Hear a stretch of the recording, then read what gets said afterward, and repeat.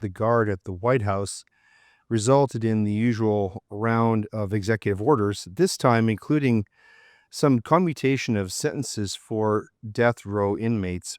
This created a storm of controversy, and so I thought it might be a good time to revisit the whole concept of capital punishment. So today's commentary is called A Time to Kill, the Case for Capital Punishment. The waning days of the Biden administration were flooded with reports of commutations and preemptive pardons, even to members of Biden's own family. One of his parting shots at Trump involved commuting the sentences of 37 federal death row inmates. This decision infuriated a great many people. The issue of capital punishment is perennially contentious since it involves human rights and justice on a high personal and emotional scale. Now, some pro-lifers who oppose capital punishment insist that it makes no sense to fight abortion, but favor capital punishment, even though one victim is completely innocent, while the other is a heinous criminal.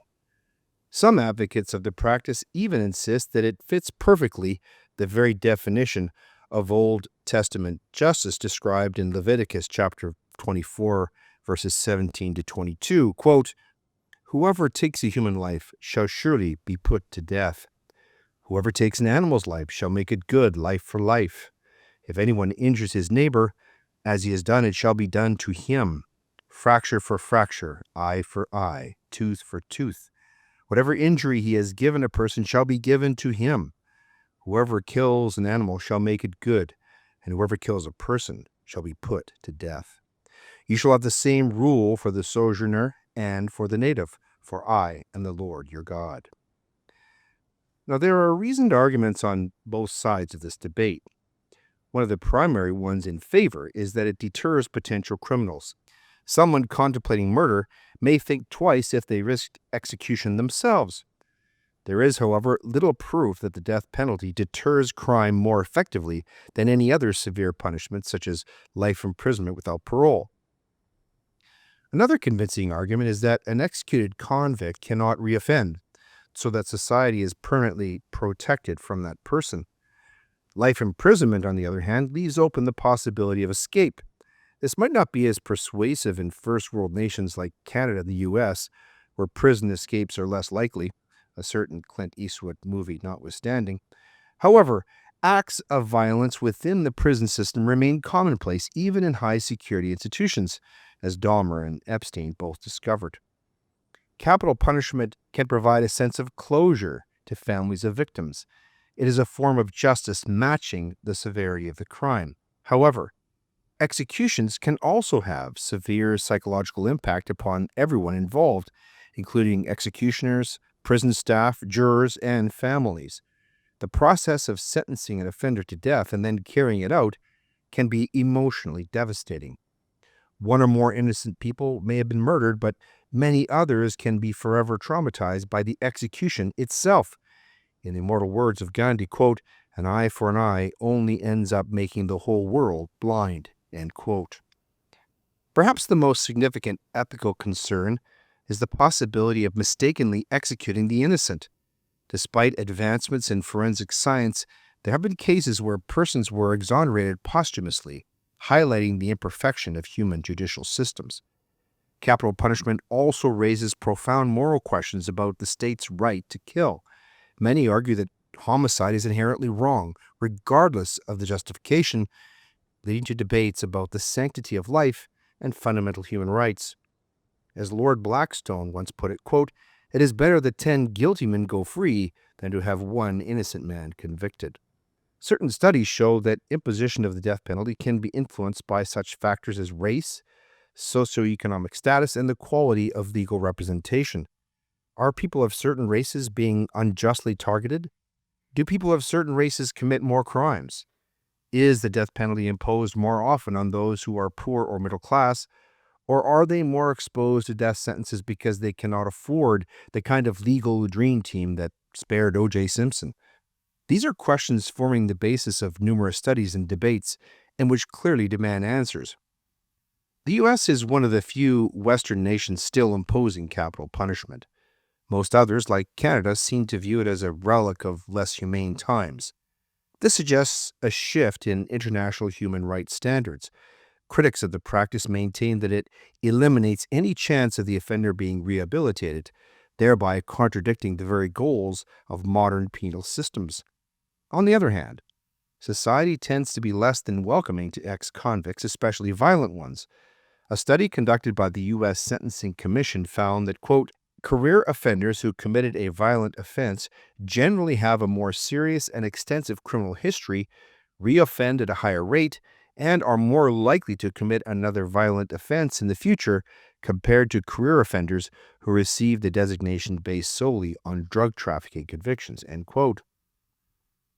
Now, some may argue that capital punishment is less costly than life imprisonment, and while that may be true if the sentence is immediately carried out, death row inmates always appeal, causing repeated trials over many years that can exceed the cost of life imprisonment. While capital punishment has certain arguments recommending it, particularly around retribution and closure for victims' families, the ethical, practical, and judicial issues it raises continue to fuel intense controversy. Balancing the pros and cons often depends upon cultural values, legal systems, and the specifics of each case. Canada is a country seriously opposed to the death penalty, at least for murderers. We once had capital punishment in this country, Louis Riel being the most notorious case. While still a French colony, a cynical policy of allowing a man to avoid execution by becoming an executioner was enacted. A woman could cheat death if the executioner agreed to wed her. Such approaches to capital punishment show that hypocrisy and contempt for justice have ever been part of Canada's judicial DNA. Executions continued in BC, where sailor Peter Cartzel was hung from the yardarm of his own ship as an edifying spectacle. Canadians had such disdain for the value of human life that we did not even bother to keep records of executions at that point in our history. There's thus no way of knowing for certain how many persons ended their lives on a Canadian gallows. That is, of course, all in the past. Canada abolished the death penalty in 1963, and we are so very proud of this that the Trudeau government issued its rather pompous statement on World Day Against the Death Penalty on October 10th, 2022, quote, Canada is proud to be part of the World Coalition Against the Death Penalty. We continue to oppose the use of the death penalty in all cases everywhere. On this day, Canada joins with the global movement to abolish the death penalty in calling on the minority of countries where capital punishment still exists to ensure due process and fair trials, to pause any planned executions, and to completely end the use of the death penalty, end quote. The Liberal government really is serious about opposing the death penalty in all cases, everywhere. Canada will not even extradite anyone who would face the death penalty in another country. How strange, amidst all this virtue signaling about the sanctity of human life, that Canada is one of only 9 countries in the entire world that helps people kill themselves.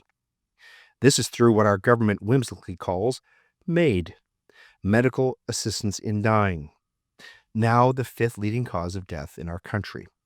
In the province of Quebec, funeral parlors even offer a package, taking the customer from life to death to coffin to cremation, all in one easy but final heart-stop shop.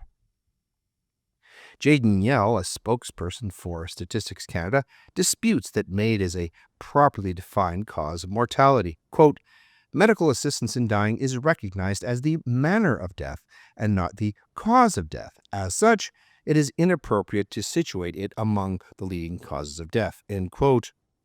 In other words, a person dying from a terminal disease and then euthanized is listed as having their life ended by that disease, even though it is the state which acts as the Grim Reaper. Hold on, it gets worse. Belgium and Holland have euthanasia, but they at least hold monthly commissions to review troubling cases.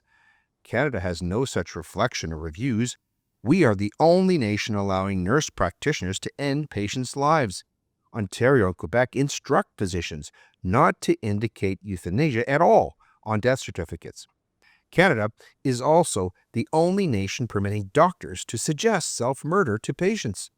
Other countries do not allow this for fear that euthanasia might be seen as medical advice or even pressuring patients to end their lives.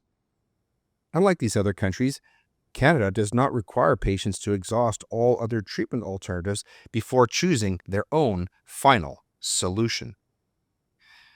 There is an ugly, evil trend emerging in Canada that sees patients who are not terminally ill or suffering unbearable pain being euthanized.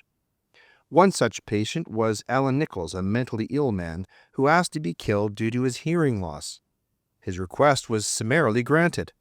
Some disabled Canadians have chosen euthanasia because they could not handle skyrocketing medical costs, even under our so-called publicly funded healthcare system. Roger Foley suffered from degenerative brain disease. He was told by a hospital director of ethics that he was costing the hospital $1,500 per day. The ethicist then told him they had no idea about long-term care for him and asked if he had any interest in just ending it all instead. Strangely, an Alberta Indigenous man who underwent full sex change surgery several years ago was denied MAID, despite the fact that these mutilating surgeries left him with constant pain and chronic genital infections. He described his own life as being, quote, worse than death. Meanwhile, Canada also has the most permissive abortion laws of any developed nation. In fact, there are no abortion laws. So much so that when the Supreme Court of the United States overturned Roe v. Wade and the Dobbs decision a couple of years ago, Prime Minister Justin Trudeau issued a public invitation to American women seeking abortion to come to Canada to kill their unborn babies. He called Dobbs an horrific development that threatens the rights of women to choose what to do with their own bodies. Quote, abortion is health care. Family planning is health care. It's that simple. On International Safe Abortion Day, we unequivocally reaffirm every woman's right to make decisions about their body, their life, and their future. We reflect on the freedoms won by women. We recommit to the progress we can't risk losing. And we fight tooth and nail to protect a woman's right to choose. Our government is proudly pro-choice and always will be. That's why we're taking action to expand sexual and reproductive health, or SRH, care across the country. With the Sexual and Reproductive Health Fund, we are removing barriers, increasing access to these critical services, and supporting community organizations across Canada to help deliver this care. Funding includes projects to increase access to safe abortion services for women, youth, and Indigenous, radicalized, and 2SLGBTQI+ communities, end quote.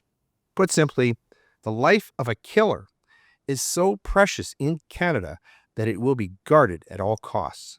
Conversely, the lives of the sick, the disabled, and the helplessly innocent unborn are of so little value that euthanasia and abortions are now publicly funded health care. There's plenty of money to take care of murderers, but Canadians crushed by medical bills are advised that they should just choose death. Mothers are told to just kill their unborn babies and that their government is committed to, quote, removing barriers and increasing access to abortion. It is plain to see that cynicism, hypocrisy, and contempt for justice are alive and well in the failing Canadian state. It is often asked how one can be pro-life but also pro-death penalty. The answer is that the term pro-life means pro-innocent life. By taking an innocent life, the murderer forfeits the right to his own. Thus, there is no inconsistency in being anti-abortion and pro-capital punishment. Quote, capital punishment is our society's recognition of the sanctity of human life, end quote. That's Orrin Hatch. In 2018, Pope Francis declared the death penalty to be, quote, inadmissible. He claimed that it is cruel and unusual punishment which, quote, attacks the dignity of the person, end quote. This reflects the postmodern sentiment that the death penalty diminishes our inherent value, that reliance upon it degrades us and is a sign of growing disrespect for human life. On the contrary, the death penalty elevates us. What better reflects the value we place on human life than the punishment we apply for extinguishing it? It is precisely our disavowal of capital punishment that reveals a softening attitude toward the evil of murder and a cheapening of humanity. As A.I. Goodhart put it, quote, retribution in punishment is an expression of the community's disapproval of crime. And if this retribution is not given recognition, then the disapproval of crime may also disappear. A community which is too ready to forgive the wrongdoer may end up condoning the crime. End quote. That is why, even if every other argument against it were valid, justice alone still demands that we impose the death penalty, for it is the only just and compassionate response to murder. As Dennis Prager points out, quote, nearly all people would deem it terribly unfair if I were to steal my neighbor's car and be allowed to go on using my car while he is deprived of his. Why does this fundamental tenet of fairness not hold true concerning life? On grounds of justice and fairness alone, why should I be allowed to keep my life after I have deliberately taken someone else's away? End quote. Failure to enact justice also diminishes goodness. As Walter Burns explains, quote, punishment makes the criminal unhappy and it makes the law-abiding person happy. It rewards the law-abiding by satisfying the anger he feels at the sight of a crime. It rewards and by rewarding teaches law-abidingness, end quote. In other words, achieving justice rewards goodness. Indifference to justice is apathy toward goodness, and a society unwilling to execute those who deserve it shows disrespect to the latter and disregard for the former. For the sake of a good and just society, capital punishment is necessary. What then does the Bible have to say on this question? Well, during a recent church service, I was directed to Joshua chapter 24, but mistakenly read chapter 20 instead. I was surprised by the topic of chapter 20, which prompted me to write this commentary. It must be remembered that this is both the Jewish Torah and the Christian Old Testament. The heading for that passage in my Bible was, quote, 6 cities of refuge. Despite reading the Bible daily, this chapter for the first time impacted me deeply and differently. Why? Well, because it reveals how far our system of justice has strayed from the Judeo-Christian understanding of God's justice. In this passage, a depiction of genuine and true justice appears. Quote, then the Lord spoke to Joshua, saying, speak to the sons of Israel, saying, designate the cities of refuge of which I spoke to you through Moses, that the manslayer who kills any person unintentionally without premeditation may flee there, and they shall become your refuge from the avenger of blood. That's from Joshua 20, verses 1 to 3. So, they appointed 6 cities for the Israelites and sojourners to flee for anyone who kills unintentionally. This record reveals God's justice to be mixed with mercy when it comes to manslaughter. Not all deaths caused by another are counted or punished identically. Manslaughter is distanced from murder due to its not being intentional, premeditated, or with hatred. Further on in the passage, it states that if the avenger of blood pursues the manslayer into their city of refuge, the elders of the city shall not deliver the manslayer into his hand, because he struck his neighbor unintentionally and did not hate him beforehand. That's Joshua chapter 20, verse 5. It is important to recognize here that hatred could not be involved. Now, since this ordinance separates a guilty party as to consequence from one who struck another with intention, premeditation, or hatred, the implied punishment for one who kills unintentionally is to be treated with mercy. It is also indicative of the justice of capital punishment. According to both Jewish and Christian scripture, this is divine justice. God-blessed, genuine, legitimate, true justice. Such a perspective emphasized the gravity of killing intentionally, with premeditation, or hatefully, i.e., first-degree murder. Capital punishment may thus be seen as rightfully avenging the victim's loss of life. In other words, it is fair and righteous punishment and redress of the most evil and vile act against another. An eye for an eye or a life for a life is basically total equivalence. In our society and justice system, we have unreasonably discounted and devalued the lives of victims by not applying the only just consequence to such malevolence. In the rare instances where capital punishment is executed, it is generally close to a lifetime later and in a much more merciful, gentler manner than how the victims were killed. The condemned are not subjected to cruel or unusual punishment. They are even sedated beforehand. The execution should best occur closer in time to sentencing in order to be a general crime deterrent. Surely, anyone who has repeatedly killed must face capital punishment. This may appear harsh, but justice must be equal to the crime if it is to be just.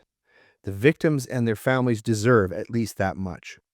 We as a society also deserve it, since we are taxed with financially supporting the guilty parties for many years, while criminals fear no just repercussions for their crimes, and society is less protected as a result. We might be tempted to reject religious principles on this subject in favor of social justice or political correctness.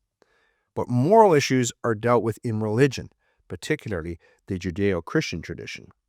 Joshua chapter 20 testifies to the fairness and mercy applied to the manslayer and to the impartial true justice that the manslayer must necessarily face. We close with a quotation from Leviticus chapter 19, verse 18. Thou shalt not avenge nor bear any grudge against the children of thy